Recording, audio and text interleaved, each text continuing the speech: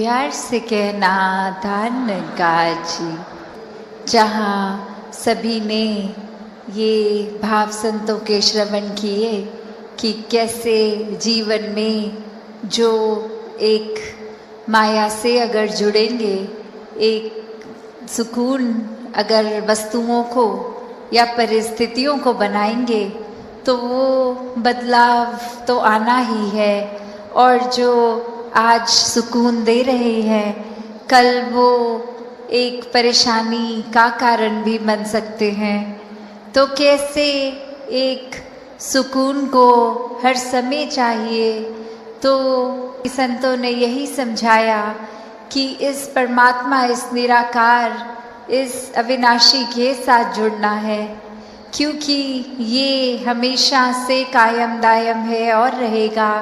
इसके साथ कोई बदलाव होगा नहीं।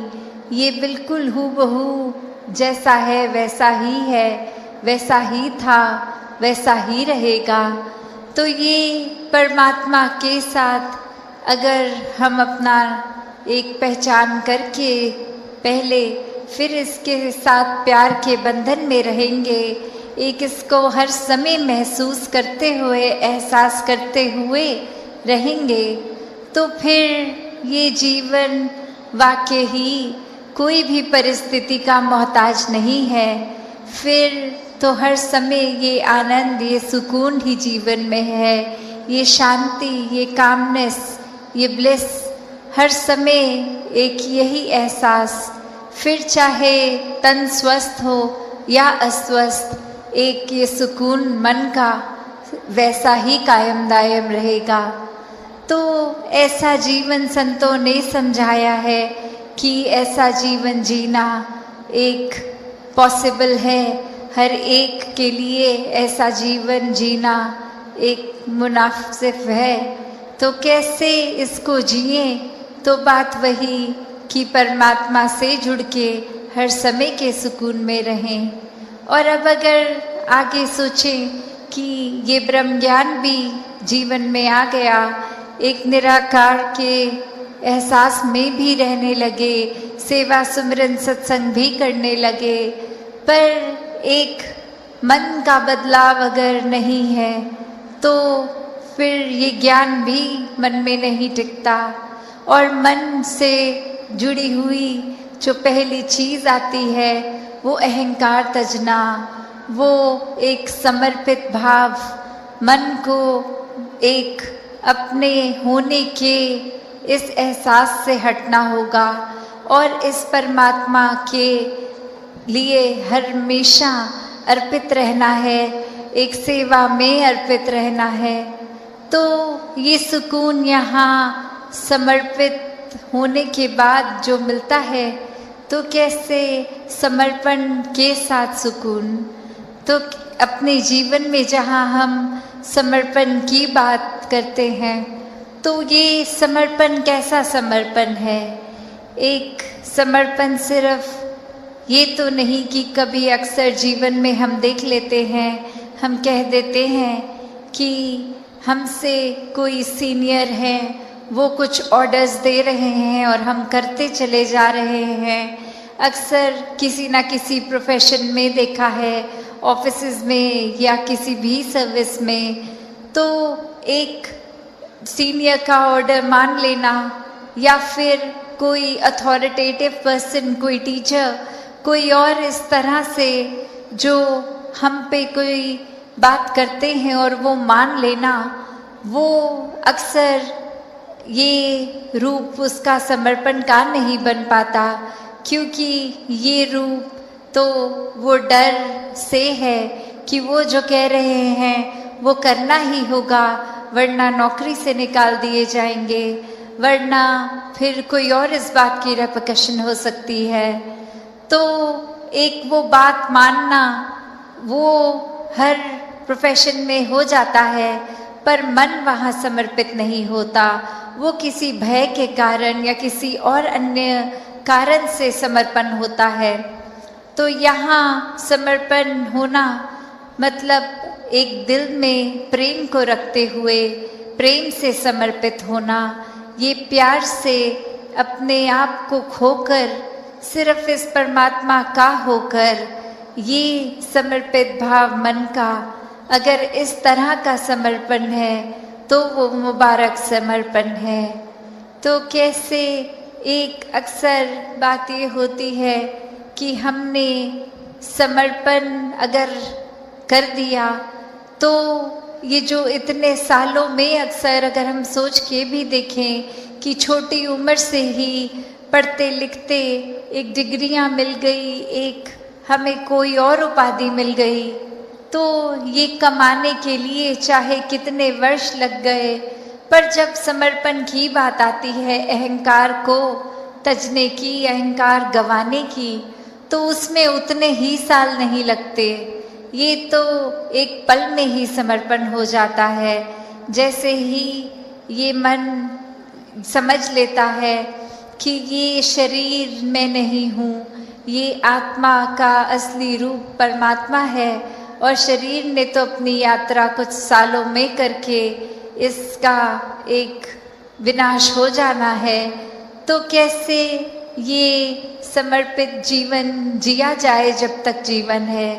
तो बात वही एक कहानी के साथ अपनी रखना चाहेगी कि एक बार एक गुरु के पास शिष्य आता है जो काफ़ी सालों के बाद, और आते ही अपने गुरु के आगे 1000 सोने की गिनियाँ दे देता है और ये कहता है कि इतने वर्ष मैंने काम काज किया और बात मन में यही आती रही कि आपके सामने आशीर्वाद लेंगे जब 1000 गिनियाँ पूरी हो जाएंगी, और आज ये बोरी भर के आपके पास ये समर्पित करने के लिए आए हैं और आप इसको कबूल कीजिए।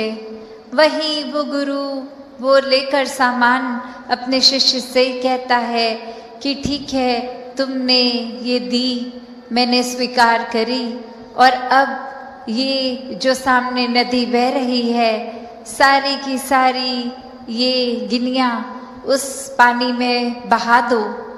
और अब वो शिष्य के मन में सवाल कि क्या ये एक क्या ही बात हुई, इतनी मेहनत जो करी कि गुरु को देंगे और अब वो दे भी दिया, तो उसके बाद वो इसको अपने पास नहीं रख रहे हैं, वो इसको नदी में बहाने को कह रहे हैं। तो वही वो सवाल कि क्या फिर वो समर्पण था कि अगर एक क्या होगा अब उस वस्तु का, जिस तरह हम देना चाह रहे थे वो उस तरह अपनाई नहीं गई, उसको साथ तो कुछ और ही करने को कह दिया। तो वही ये ख्याल जहाँ उस शिष्य को आया, और फिर वो अपने मन पे किसी तरह काबू करके, क्योंकि अब गुरु ने कहा था तो वो फॉलो करने के लिए किसी भी सोच विचार के साथ चला तो गया नदी किनारे कि ठीक है, अब कहा है तो ऐसा ही करना होगा। और वहीं काफ़ी देर हो गई और अब गुरु भी इंतज़ार कर रहा है कि ये इतनी देर से लौट के नहीं आया, इतनी देर क्यों लग रही है वो उसको वो सिक्के नदी में बहाने के लिए। तो फिर वो गुरु ही खुद उस नदी किनारे जाते हैं और क्या देखते हैं कि वो शिष्य एक एक करके सिक्के को फेंक रहा है, जिसकी वजह से वो बहुत ही देर लग रही है। वो एक बात फिर गुरु समझाते हैं कि ये समर्पण करना है तो इतनी देर क्यों लग रही है, समर्पण तो एक साथ ही किया जा सकता है। पूरी की बोरी को कि इंसान बनो, तो किस तरह ये जो हमारी धरती है इतनी सुंदर है, पर्वत भी है, इसमें रेत भी है, पानी समुंदर के तरह, किसी नदी की तरह, या कितना सारा अलग तरीके से पानी भी जहाँ है, तो इतनी भिन्न भिन्न तरह से ये जो धरती में दिखने के लिए तो काफ़ी अलग चीज़ें हैं जिसकी हम सुंदरताएं निहार सकते हैं। तो इसको खूबसूरत ये जो बना रहा है, अगर हम हर एक के गुण भी देखें कि ये जो कुदरत है उसमें अगर जहाँ पहाड़ की जिक्र आ रहा है तो पहाड़ वो कितना ऊंचा, कितना मजबूत, कितना उसमें एक हाइट भी होती है। तो कैसे अगर पानी की ओर देखें तो कैसे नदी नीचे की तरफ आती है और अपने इस सागर रूप में मिलती है, कैसे जो रेत होते हैं ये हवा के साथ मिट्टी की जब बात आती है तो धरती में कितनी खूबसूरती है, हर एक चीज़ की अपने आप में कितने सारे गुण हैं। फिर भी ये आपस में जब रहते हैं आपस में टकरार नहीं करते।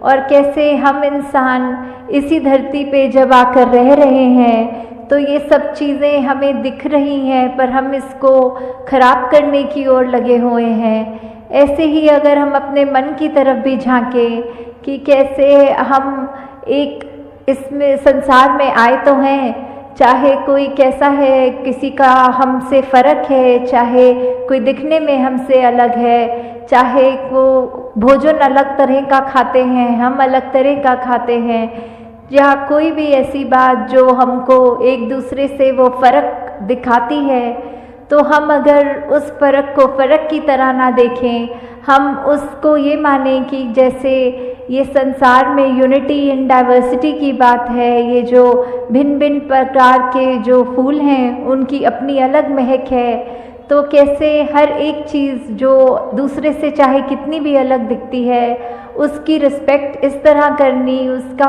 सम्मान इस तरह करना कि ये बिल्कुल हम जैसा है, हमें तुच्छ भाव से नीचे दृष्टि से नहीं देखना, हमको उसकी जो भी खूबसूरती है, जो भी गुण है उस व्यक्ति में भी वो गुण सिर्फ ग्रहण करने हैं।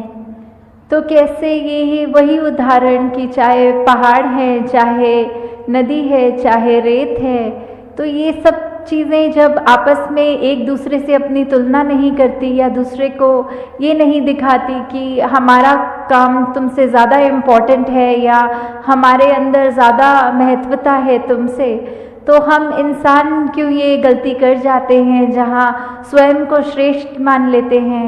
अगर उदाहरण के तौर पे हम अपने हाथ की ओर भी देखें तो हर उंगली दूसरी उंगली से अलग हाइट की है। अगर हम कोई कार्य कर रहे हैं तो जैसे अगर हमें कोई कुल्हाड़ी या कुछ पकड़ना है तो पूरी मुट्ठी का काम उससे आता है, अगर हमें भोजन करना है तो हमारी 3 उंगलियों का ही काम आता है, अगर हमें फ़ोन पे टच स्क्रीन पे मैसेज करना है तो वो सिर्फ अंगूठे से ही काम हो जाता है। तो हर चीज़, हर उंगली, हर कार्य एक अलग महत्वता है हर उंगली की। तो किसी ने अपने हाथ में ये हमें कहा नहीं कि देखो हमारा काम तुमसे ज़्यादा इम्पोर्टेंट है। तो कैसे हम फिर भी एक कलाई से निकलते हुए ये जो भिन्न भिन्न दिखने वाली उंगलियां हैं हमारे हाथ में, ये जब एकत्व की तरह इकट्ठे एक हाथ में रह सकती हैं, दूसरे को कोई नीचा नहीं दिखाती, फिर भी जो अपना काम है वो पूरी ईमानदारी से करते हैं, तो ऐसे हम ये मनुष्य का शरीर जो हमारा है, तो फिर भी हमारे अंदर वो मनुष्य वाले, मानव वाले गुण क्यों नहीं बस पाते? क्यों हम फिर भी, क्योंकि दूसरा हमसे एक हमारे जैसा नहीं, उससे भेदभाव मन में नफरतें लाद डालते हैं? क्यों हम एक सामने वाले व्यक्ति को ऐसे पूजनीय तरीके से नहीं देख पाते, उसकी मिनट मिनट में कोशिश करते हैं कि किसी तरह हम दुनिया के आगे उसकी बेइज्जती कर दें, किस तरह हम उसका इस तरह मजाक उड़ाएं कि अगला रोने को मजबूर हो जाए। तो ऐसे भाव हमारे मन में क्यों हैं? हम इस तरह उस व्यक्ति के अंदर, उसके दिल में ये परमात्मा जो बसा है उसमें हम चोट क्यों पहुंचाते हैं? तो हम अगर यही बात रखें कि किसी ने अपनी, सबकी जो भी इम्पोर्टेंस है वो तो हर एक का कार्य, हर एक को यूनिक है, ये परमात्मा ने हर एक को बनाया है, हर एक की शक्ल अलग दूसरे से है। हालांकि ये जो फिंगरप्रिंट्स की भी बात आती है कि किसी का एक अंगूठे का निशान दूसरे से नहीं मिलता, परमात्मा ने तो हमें इतना खूबसूरत, इतना हमारे अंदर अलग अलग गुण बसाए हैं, तो फिर हम हर एक के उन गुणों को गुणों की तरह ही देखें, उससे नफ़रत करने के लिए, उससे कोई वैर विरोध की मन में भावना रखने के लिए उसको उस तरह देख के या नीचा नहीं देखें। कि कैसे धरती तो परमात्मा ने इतनी सुंदर बनाई है, इतना कुछ है जो हमको कार्य में उपयोग की तरह आता है, इस धरती से ही निकला हुआ, और फिर भी हम इंसान ये धरती को उजाड़ने चले हैं। और उजाड़ा भी हमने कैसे है कि हमारे ये मन से ही ये नफ़रत की बात जब आई, हमारे मन में अच्छे गुणों की बजाय जब हमने ये बुरी बातों पे ध्यान ज़्यादा डालना शुरू किया, तो ये बुरी चीज़ें हमारे मन में, दिमाग में, व्यवहार में इस तरह हावी हो गई कि वो चीज़ें हमारे कर्मों के अंदर अब इस तरह निकलने लगी कि आपस में हमने सिर्फ जहाँ मन में नफ़रत थी तो अब वो कर्म से, अपने हाथों से लड़ाई झगड़ा भी करना शुरू कर दिया। और कैसे ये चाहे परमात्मा ने धरती तो इतनी सुंदर बनाई, हमने कैसे इसका दुरुपयोग कर दिया। जहाँ हमारे को पेड़ देखें, कुछ भी देखें जो इतने फलदायी हैं, या कैसा पानी नदियों का साफ़ अच्छा पीने के लिए इंसान का है, तो हमने जहाँ वो पेड़ भी काटने शुरू कर दिए, वो नदी में कचरा डाल के वो पानी पीने लायक भी नहीं छोड़ा। ऐसा कुछ भी अगर इस धरती का हम ये जो नेचर की तरफ से एक सौगात की तरह, एक गिफ्ट की तरह चीज़ मिली, तो कैसे हमने उसी को एक गलत रास्ते पे ले गए और हम कैसे उसको अपने सिर्फ हित देखकर और दूसरे की भलाई ना देख के सब उसमें उजाड़ने लग गए। और जो ये मानवीय गुण हमारे अंदर हैं, हमने तो वो भी नहीं देखा कि हम किस तरह किसी से व्यवहार कर रहे हैं। हम उसको अगर अच्छी तरह नहीं एक कंसिडर कर पा रहे दूसरे को, तो हमारा कोई ये भी हक नहीं कि उसको चोट पहुंचाएं। तो यही बात आ रही है कि सिर्फ ये परमात्मा ने तो अपनी तरफ से हमको इतनी अच्छी से अच्छी चीज़, हर कोई चीज़ अगर हम अपनी निजी ज़िंदगी में भी देखें कि चाहे हमारी आर्थिक स्थिति जो भी है, हमें एक घर मिला है, एक परिवार का प्यार मिला है, इतना सुंदर संसार हमारा उस घर के अंदर है, फिर भी हम आपस के मन मुटाव की बात करें, आपस में परिवार के कुछ हम 3-4 मेंबर्स ही अगर आपस में लड़ने लग गए, आपस में ही हम परिवार होने के बावजूद मन में नफ़रत रख पड़े, तो फिर ये इतनी सुंदर संसार जो हमें मिला है, या यही बात समाज पे वैलिड है, या जहाँ पे भी हम उठते बैठते हैं काम पे, तो वही चीज़ कि हम अगर अपने मन में दूसरे के लिए दया नहीं रखेंगे, करुणा नहीं रखेंगे, किसी ने कुछ ऊंच नीच हमसे बोल दी तो आगे से लड़ झगड़ लेंगे, और ना कि अपने मन को विशाल हमें जो बनाना चाहिए उसको हम तवज्जो नहीं देते कि मन को कैसे अपना बड़ा करें। दूसरे ने कह दिया तो कह दिया, अपना हम उसमें क्रोध क्यों अंदर लाएं, अपना हम उससे बदले की भावना क्यों लाएं। तो हमने जहाँ ये संसार इतना खूबसूरत है, वहाँ हमारी वजह से इस संसार में कोई बदसूरती ना आ जाए। हमारे कर्मों से हमारी ज़िंदगी खुश भी हो सकती है, और हमने अगर ऐसा कोई कार्य कर दिया जो हम अपना भी नुकसान करें, औरों का भी और इस प्रकृति का भी, तो हमें बहुत ही ये चेतनता हम सबके अंदर है, उस चेतनता का प्रयोग करना है। इस ब्रह्म ज्ञान जहाँ हमारे जीवन में ये रोशनी का कार्य कर रहा है, इस निरंकार प्रभु परमात्मा का जो एहसास कि हमारे अंग संग है, जब ये हमने जान लिया तो फिर हम जानबूझ के ऐसा कोई भी काम नहीं करेंगे जो हमारा भी नुकसान करे और अगले का भी नुकसान करे। फिर हम एक वो भाव हमारे ऐसे हो जाएंगे कि हम हर एक से प्यार करेंगे, हम हर एक के जीवन में थोड़ा किस तरह और उसका जीवन कंफर्टेबल कर सकते हैं, उसको क्या सहूलत पहुंच सकती है हमारे वजह से, फिर हम अपना फोकस, अपना ध्यान उस चीज़ में लगाएं।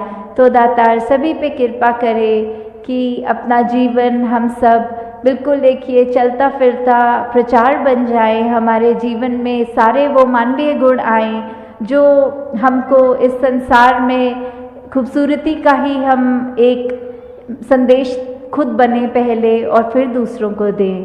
साथ संगत जी प्यार से कहना, साथ संगत जी प्यार से कहना, धन निरंकार जी। साथ संगत जी, आप जी के चरणों में बहुत ही सुंदर विचार आशा है प्रवान करें और ध्यान से सुने। साथ संगत जी, जीवन एक टेस्ट है, खुशी एक रेस्ट है, ज़्यादा सोचना वेस्ट है। हम खुद ही इस संसार में गेस्ट है, इसलिए स्वयं खुश रहे और दूसरों को खुश रखे, क्योंकि यही सबसे बेस्ट है। सत्संगत जी, सेवा सुमरन सत्संग के बिन भक्ति सदा अधूरी है। इन तीनों के संगम से ही भक्ति होती पूरी है। सेवा सुमरन और सत्संग किसी के कहने से नहीं होते, इनके लिए अपने मन से ही उत्साह जगाना होता है। इनके लिए हमें स्वयं प्रयास और मेहनत करनी होगी। इसके द्वारा ही हमारे जीवन का हर पल सुनहरा बन सकता है। प्रार्थना और ध्यान इंसान के लिए बहुत जरूरी है। प्रार्थना में भगवान आपकी सुनते हैं और ध्यान में आप भगवान की बात सुनते हैं। वह प्रियतम अंतर में है, वह प्रियतम का एक प्याला है जो हमेशा भरा रहता है, परंतु कोई सच्चे गुरु का शिष्य ही उसका परखी होता है और वही उसे पीकर मतवाला होता है। संसार में रहते हुए सब संबंध अच्छे से निभाए, लेकिन किसी से कोई भी आशा मत कीजिए। सहारा गुरु का और नाम का लीजिए। सत्संगत जी, निस्वार्थ कर्म करते रहो, जो भी होगा अच्छा ही होगा। थोड़ा लेट होगा पर लेटेस्ट होगा। बुरा करने का विचार आए तो कल पर टालो, अच्छा करने का विचार आए तो आज ही कर डालो। सत्संगत जी, मन और बुद्धि से हम सद्गुरु को कभी नहीं समझ सकते। सद्गुरु अंतरात्मा से अनुभव होते हैं। दास रोज सद्गुरु की दिव्य शक्ति की अनुभूति करता है। सद्गुरु निरंकार है, अनसंग है, बस सद्गुरु की बातों को मानने की देरी है। जो सद्गुरु की बातों को मानकर जीवन में उतार लेता है, सद्गुरु सदा उनके पास रहते हैं। सद्गुरु खुद को एक शरीर से दूसरे शरीर में रूपांतरित कर लेते हैं। सत्संगत जी, सद्गुरु अजन्मा, अजर, अमर, अविनाशी, त्रिकाल सत्य है। सद्गुरु एक शरीर से पर्दा करके दूसरे शरीर में प्रकट हो जाते हैं। सत्संगत जी, संसार इस बात को कभी नहीं समझ सकता। सद्गुरु अपने भक्तों को इसका एहसास करवाते हैं। श्री अष्टवक्र गीता श्लोक 6 अध्याय 17। सत्संगत जी, धर्म, अर्थ, काम, मोक्ष, जीवन और मृत्यु में उपयोगिता और अनुपयोगिता की समता किसी महात्मा में ही होती है। कुरुक्षेत्र सब मेदनी, खेती करे किसान, मोह में रख सब छोड़ी गया, आस न रही खलिहान। अर्थात सत्संगत जी, है भूमि कुरुक्षेत्र की भांति पवित्र है। किसान खेती करते हैं, परंतु मोह माया रूपी मर्ग सब चर गया। खलिहान में भंडार हेतु अन्न कुछ भी शेष नहीं रहता। मोह फंद सब फंदिया, कोई न सके निवार, कोई साधु जन पार की, बिरला तत्व विचार। अर्थात सत्संगत जी, मोह माया के जाल में सब फंस जाते हैं, कोई भी इससे बच नहीं पाता। शायद कोई संत इस मूल तत्व पर विचार करके अपनी रक्षा कर पाता है। ए मोह के कारणे भरत धरी दो ध्येय, ते नर कैसी छुटी है, जिनके बहुत स्नेह। अर्थात इसी माया मोह के कारण भरत को पुनः जन्म लेकर 2 बार शरीर धारण करना पड़ा।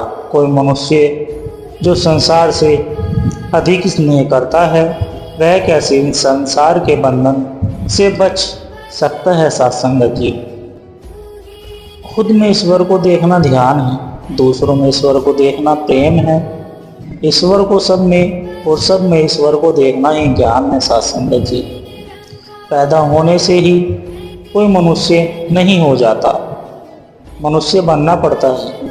पैदा होना एक अवसर मात्र है, मनुष्य होना जरूरी है। सत्संगत जी, घोर कलयुग छा गया है, समल समल पग धरना है, चेतन और सहजग रहकर ही जग में सदा विचरना है। कलयुग का ही असर है जग में, हर सुहाहाकार है, क्रोध, विषमता, वेश, द्वेष, पहला अत्याचार है। कलयुग का ही असर है, सबकी चाल हुई विपरीत है, कांप रही है धरा पाप से, जनजीवन भयभीत है। सत्य से जुड़कर बच पाएंगे कलयुग के प्रभाव से, सद्गुरु से मन भरा रहेगा, विचरेगे सद्भाव से। कलयुग में ले नाम प्रभु का, नाम पकड़ना सुमिरन है, कहे हरदेव सत्य ज्ञान से सफल ये होना जीवन है। साथ संगत जी, सतगुरु से ही मिला है प्यार, जीवन में आई है बहार, बतला दिया है अब निरंकार, पा लिया है सत्कार, रखना सब पर कृपा दातार, जीवन में बिन तेरे नहीं सार।